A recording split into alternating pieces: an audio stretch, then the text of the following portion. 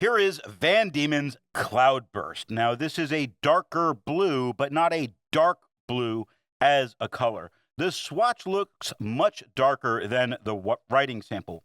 There is very noticeable tone shift as we change papers, and it can shade, though it doesn't do it on all papers and isn't a standout quality. On non-fountain pen friendly paper, it does show the Van Diemen's aggression I have come to expect with their inks. And it does tend to feather much more than anyone would want. I can say I enjoy the color on premium papers, and the gentle shading is enjoyable. But with so many blues to choose from, I can't see buying a bottle because of the aggression. The pen for today is a Kaweco Sport.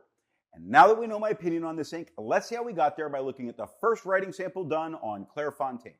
Beautiful dark blue tone that doesn't feather, doesn't spread, does have quite a bit of shading. When you look at quite on the second line, the Q is much darker than the UI, and the TE at the end becomes much darker again. Now, this amount of shading is not the amount of shading that you should regularly expect.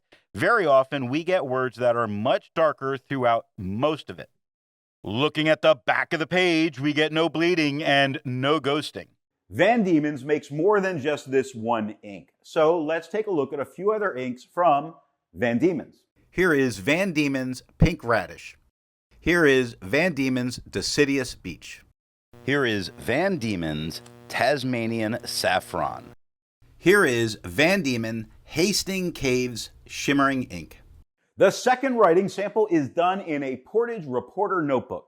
We can see here this is a lighter blue than we had on the Clairfontaine. It's got tiny bits of feathering that almost make it look just a little bit wavy on the edges of some letters. Not that it's being a real problem here, but there are just a couple moments that it occurs. It doesn't spread. It does shade about as well as it did on the Clairfontaine, which was not a ton. It's showing tone differences more word by word. Look at his numbers, and we can see his is darker than numbers. But even within numbers, the B is darker than the rest of the word.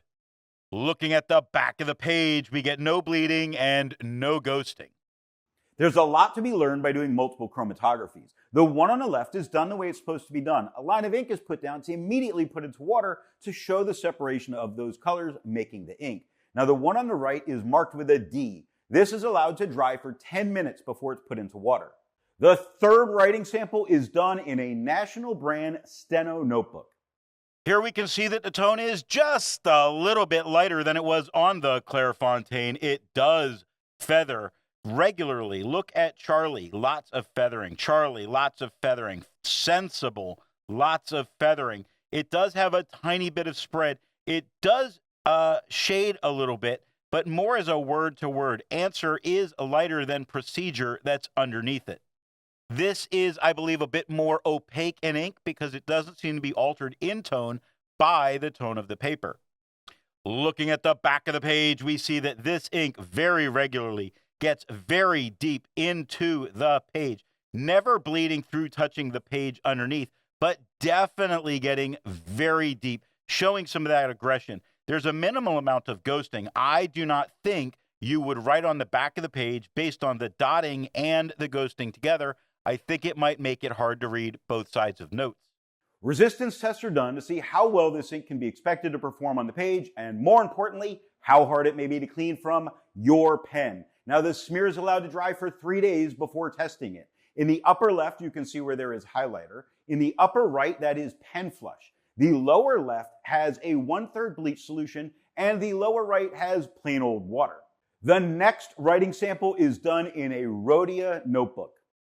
Here we can see that the tone is just a little bit lighter than it was on the Clairfontaine. It does not feather, does not spread, does have a few moments of shading when it decides to do it. Like decides is mostly a uniform blue till you get to the downstroke of that D into the S or into the ES where it gets a little bit darker. It does stand out against this quad rule without any kind of a problem, making this a pretty decent ink to use if this is the paper you go for. Looking at the back of the page, we can see a few spots that the ink did get deeper into the paper. It never bled through touching the page underneath. The ghosting is not any kind of a problem. It's just that it's got some deeper spots on this coated paper, something to be aware of. With over 1,000 inks reviewed, let's take a look at a few more blue inks that are out there. Here is Ackerman Dutch Masters number 1. Here is Dieman Bow Blue. Here is KWZ Iron Gall Blue number 6. Here is Private Reserve Cosmic Cobalt. All of the inks that you just saw have a review here on the channel. Now, the next writing sample is done in a composition lab notebook. Here we can see that the tone is noticeably lighter than it was on the Clairfontaine. It doesn't feather, doesn't spread, doesn't really shade, only an occasional spot, really like on empty on the first line. The TY at the end is a little bit darker than the rest of the word, but mostly we get a single tone through most of the writing. It stands out against the quad rule, and if you're a student using this, you're probably very happy with the results you're getting. Looking at the back of the page, we get no bleeding and no ghosting. While it's nice to see inks that are in the same color family, I prefer to find inks that complement the color on the page. Here is Krishna Bohemia. Here is Dieman Honey Burst. Here is Papier Plume Burgundy. Here is Diatramentis Mahatma Gandhi Saffron. The best way you can support this or any channel that you like watching is to alert the retailer of where you saw the product at time of purchase. Now, the last writing sample is done on 20-pound copy paper. Here we can see that the tone is way lighter than it was on the Clairfontaine. It does have little bits of feathering that go on, not huge, not way out of control. You might call it a little sensible to expect some of that on copy paper. It does have some spread, a normal amount of spread on this paper. I think it works fairly well if you can ignore the tiny bits of feathering that do go on. There's almost no shading on this paper, and again, not really a problem when it comes to copy paper. Looking at the back of the page, we see that the ghosting is well under control. There's a few spots that it does get deeper into the paper, meaning I probably would not write on the back of the page, but I think this is pretty good. Those deep spots, nothing bled through to touch the page underneath. So what nib and pen do I think are going to give the best writing experience with this ink? This Kaweco Sport is a broad nib that is writing a bit wet. Now, all of the tones of blue we get are nice, and the shading is spotty on it if it will even be there.